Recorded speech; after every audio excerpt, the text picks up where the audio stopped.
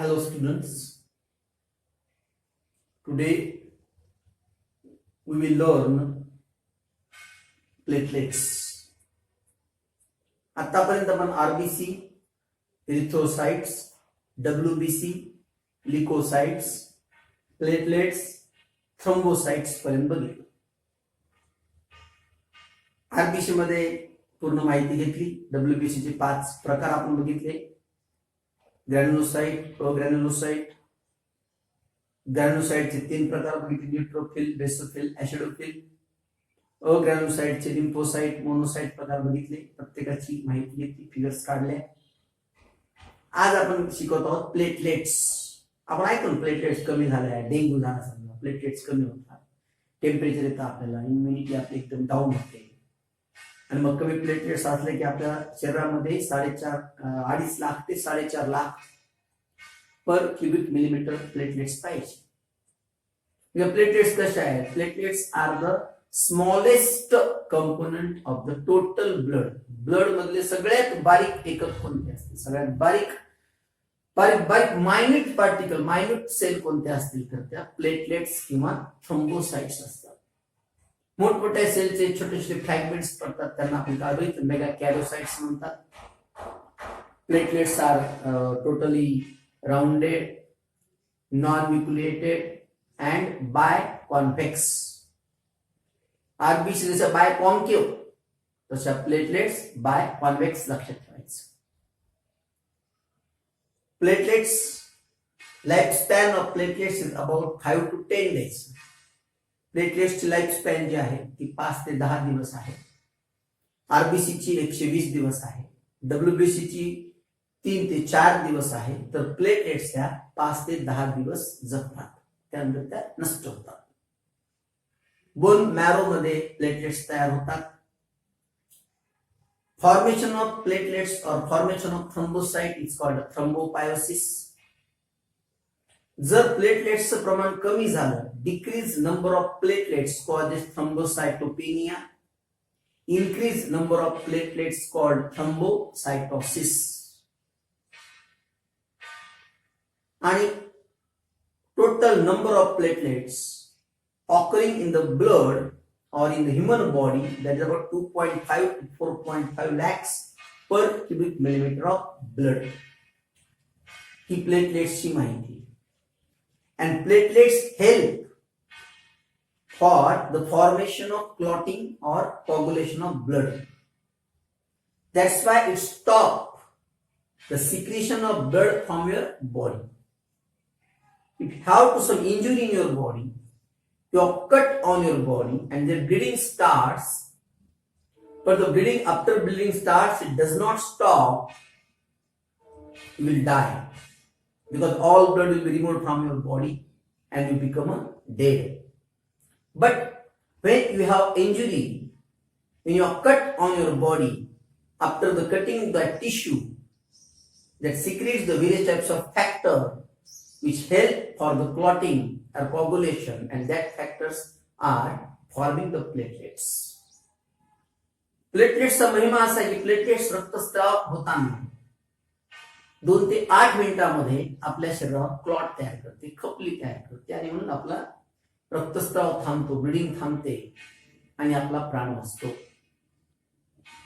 ते फॅक्टर आपल्या त्याच्यामध्ये असतात, रक्तामध्ये. ते सगळे मदत करतात प्लेटलेट्सला मिळून, आणि मग प्लेटलेट्स त्या पद्धतीचं प्लेट प्लग बनवतात. आणि प्लेट प्लग बनवून त्या ठिकाणी कॉग्युलेट होऊन, एका ठिकाणी कलेक्ट होऊन, ऍग्रिगेट होऊन ते प्लेट प्लग तयार करतात. And that plate plug helps to clot the blood and we survive our life. असा प्लेटलेट्सचा महिमा आहे. शेवट चालला तर ब्लड मधला आपलं प्लेटलेट जाय की कंपोजिशन ऑफ ब्लड संपतं. मग काय देते? Thrombocyte platelets, they constitute about 2.5 to 4.5 lakhs per cubic millimeter of blood. Decrease in number of thrombocytes are called thrombocytopenia. Thrombocytopenia मध्ये काय होतं? समजा तुमच्या शरीरामध्ये प्लेटलेट्स कमी झाल्या तर तुम्हाला थ्रोम्बोसाइटोपेनिया नावाचा डिसीज होतो. It is causes internal bleeding. तुमच्या शरीराच्या आतमध्ये ब्लिडिंग होते, त्याला आपण हिमोरेज म्हणतो. रक्तस्राव होतो आतमध्ये, ब्लड रक्तामध्ये, स्टमक मध्ये, ब्रेन मध्ये, असं हिमोरेज आपल्याला होत असतं. It secretes platelets factor which are essential in blood clotting, आणि मग हे प्लेटलेट फॅक्टर सिक्रेट होऊन आतल्या आतमध्ये सुद्धा ब्लड क्लॉटिंग करून ते हेमोरेज, ते ब्लड सिक्रेशन काय करतात, स्टॉप करतात. And the seal ruptured blood vessel, ज्या ब्लड वेसल रप्चर झालेले आहेत, फुटलेले आहेत, इंज्युअर झालेले आहेत, त्यांना सील करतात, त्यांना बंद करतात आणि रक्तप्रवाह थांबवतात. By formation of plate clot और थ्रोम्बस म्हणतात त्याला. They secrete serotonin, a local vasoconstrictor, आणि त्याच्यामुळं ते रक्तस्राव त्या ठिकाणी थांबतो. Formation of thrombocyte is called thrombopoiesis. Increase in number of platelets, तर वाढल्या शरीरामध्ये थ्रोम्बोसायटोसिस नावाचा आपल्याला डिसीज होतो. आणि देअर लाईफस्टाईल जी आहे थ्रोम्बोसाइटची ती 5 ते 10 दिवस. मी तुम्हाला सगळं सांगितलेलं आहे, तरी येतात पुस्तकात काय दिले त्या पद्धतीने लक्षात ठेवायचं. आणि ब्लड क्लॉटिंग टाइम जो आहे तो 2 ते 8 मिनिटांमध्ये ब्लड क्लॉटिंग होते. किती वेळात? 2 ते 8 minute, 2 to 8 minutes. After that blood cannot be stopped. असे हे प्लेटलेट्स. आता रक्त गोठतं म्हणजे नेमकं काय? ब्लड क्लॉटिंग किंवा ब्लड कॉग्युलेशन म्हणजे काय? 3 मार्क प्रश्न नीट लक्ष द्या.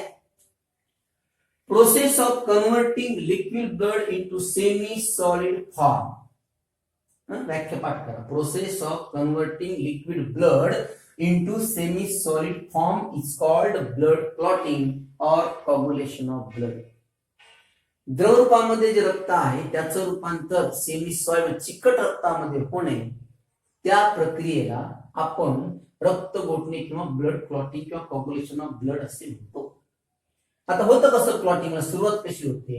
इट मे बी इनिशिएटेड म्हणजे सुरुवात होणे by contact of blood with any foreign surface with intrinsic और extrinsic process involve interactions of various substances called clotting factor as a stepwise or cascade mechanism. आपोआप होत नाही ब्लड क्लॉटिंग. कुठेतरी तुमच्या स्किनला, कुठेतरी तुमच्या टिश्यूला इंजुरी झाली, जखम झाली, रप्चर झाले. एक तर ब्लड वेसल मध्ये रप्चर झाले तर ब्लड वेसलच्या बाहेर रप्चर झाले. मग inside the blood vessel if they are ruptured called intrinsic factor. Outside the blood vessels, they are rupture are called extrinsic factor. आणि मग इंट्रिन्सिक आणि एक्सट्रिन्सिक दोन्ही फॅक्टर मिळून त्या पद्धतीचे सगळे इंटरॅक्शन्स निर्माण करतात, वेगवेगळे सबस्टन्स तयार करतात स्टेप वाईज मॅनर मध्ये. आणि एकानंतर एक कन्व्हर्शन होत होत होत मग त्या प्लेट प्लग तयार होतं आणि मग ब्लडची क्लॉटिंग होते. अशी ही प्रक्रिया लक्षात ठेवा. एकूण फॅक्टर याच्यामध्ये आहेत क्लॉटिंग फॅक्टर करणारे 12 क्लॉटिंग फॅक्टर. 1 ते किती? 12. आणि त्यामधला फॅक्टर 6 नंबरचा जो असतो तो is not in active in use, त्याचा जास्त वापर होत नाही, ते लक्षात ठेवा. त्याच्यानंतर it leads to formation of enzyme thrombin. मग या सगळ्या फॅक्टरचं इंटरॅक्शन झाल्यानंतर त्यापासून एक थ्रोम्बिन नावाचं एन्झाईम तयार होतं ब्लडमध्ये. Then thrombin converts into thromboplastin.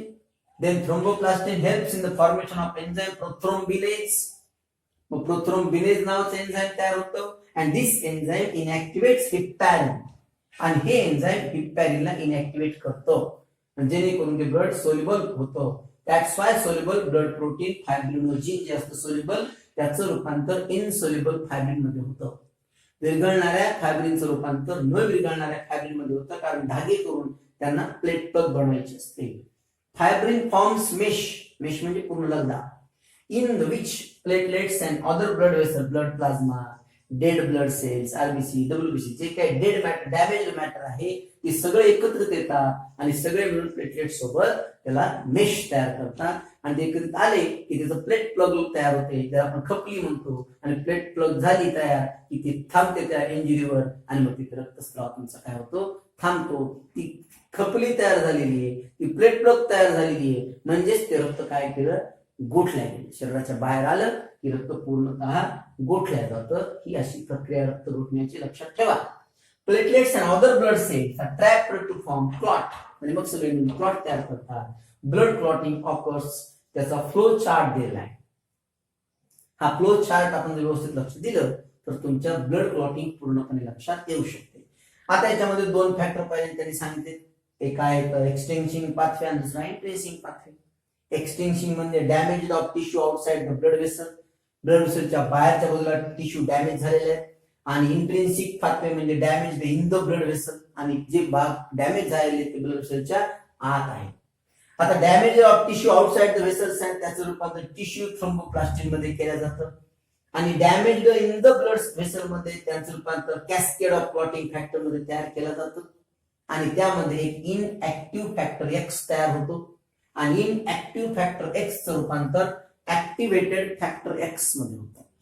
Activated factor x चं रूपांतर म्हणजे प्रोथ्रोम्बिनाइज नावाचं एन्झाईम तयार होतं आणि प्रोथ्रोम्बिनेजचं रूपांतर प्रोथ्रोम्बिन मध्ये होतं. प्रोथ्रोम्बिनचं रूपांतर थ्रोम्बिन मध्ये होतं. थ्रोम्बिनचं रूपांतर फायब्रिनोजिन मध्ये होतं. फायब्रिनोजिनचं रूपांतर फायब्रिन मध्ये होतं. धागे तयार होतात आणि मग ते जसं कापड विणतो धाग्यांनी आपण तसे ते धागे क्लॉट तयार करतात आणि शेवटी मग ब्लड क्लॉटिंग होते. 2 ते 8 मिनिटांमध्ये एवढी प्रक्रिया होते आणि तुमचं शरीराबाहेर ब्लड क्लॉट होतं. त्या प्रक्रिया आपण क्लॉटिंग ऑफ ब्लड किंवा कॉग्युलेशन ऑफ ब्लड म्हणतो आणि त्या ठिकाणी तुमचा रक्तस्राव एकदम 100% स्टॉप होतो आणि आपला प्राण वाचतो.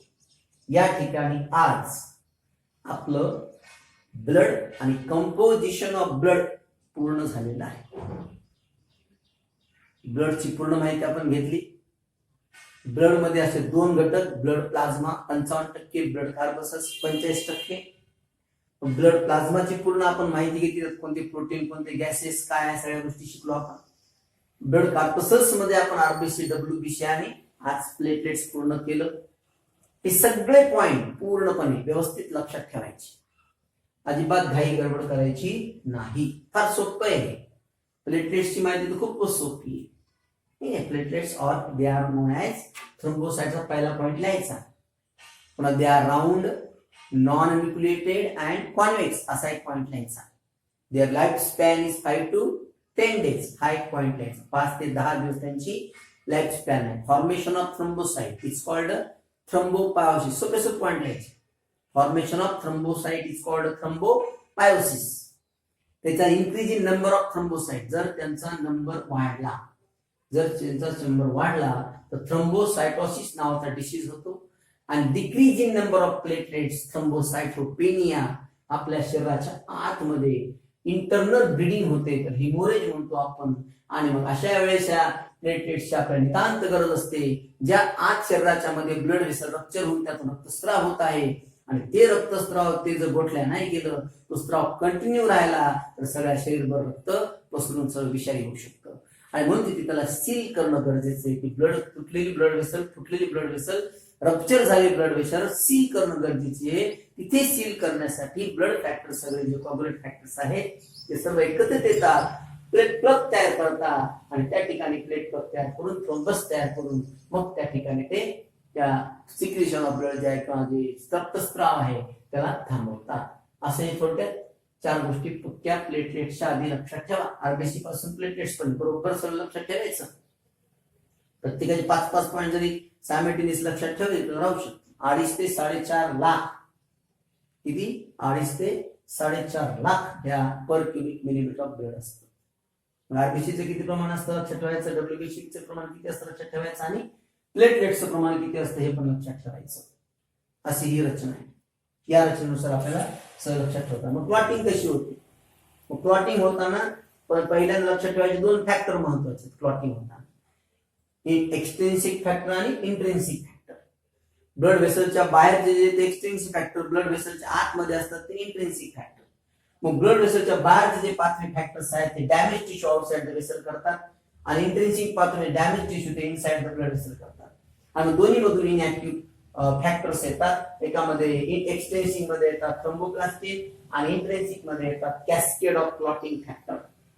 आणि मग ते इनऍक्टिव्ह फॅक्टर जे असतात त्यांचं रूपांतर ऍक्टिव्ह फॅक्टर एक्स मध्ये होतं आणि ऍक्टिव्ह फॅक्टर एक्स मध्ये झाल्यानंतर त्यांच्यातून निर्माण होतं प्रोथ्रोम्बिन. प्रोथ्रोम्बिनचं रूपांतर होतं थ्रोम्बिन.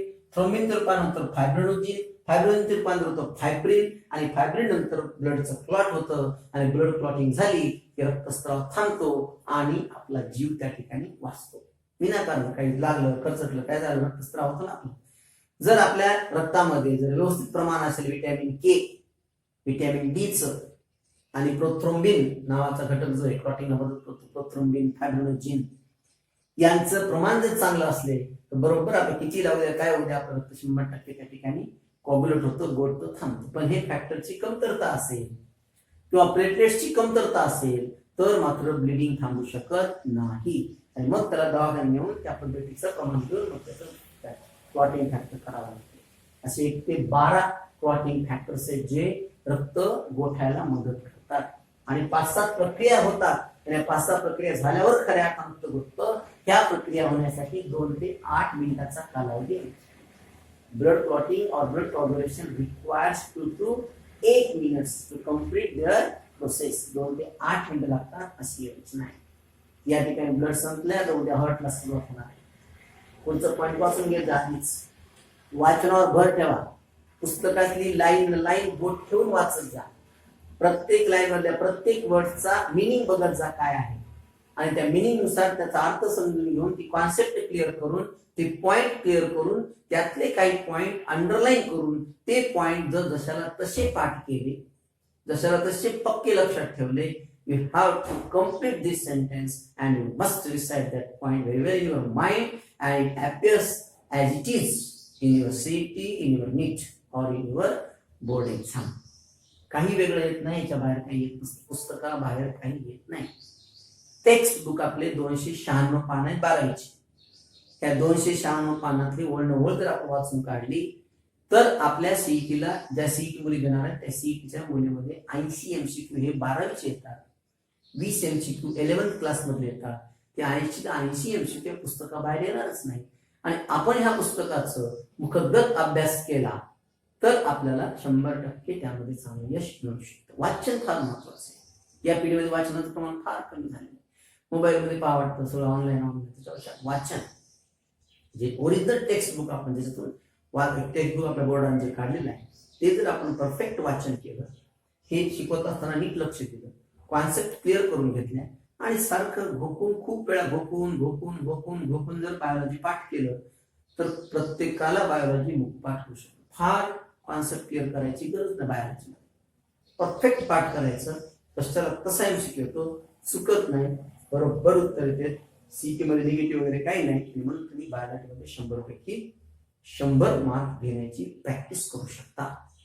प्रॅक्टिस जर केली तर तुम्ही 100 पैकी 100 मार्क बोर्डात घेऊ शकता. नीट मध्ये 355 मार्क घेणारे विद्यार्थी, 360 पैकी 355 पंजाबचा विद्यार्थी, एकच MCQ चुकला होता त्याचा. नीटचे पूर्ण 38 झाले त्याने केले होते.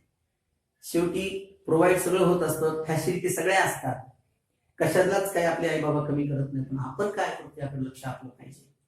आपण जर आपलं काम प्रामाणिकपणे वेळेवर, वेळेनुसार, वेळेत बरोबर वेळेला 100% आपण ते काम करत असू, 3 तास कम्प्लीट द्यायचे बाळा, कम्प्लीट 3 तास, पूर्ण 3 तास द्यायचेच.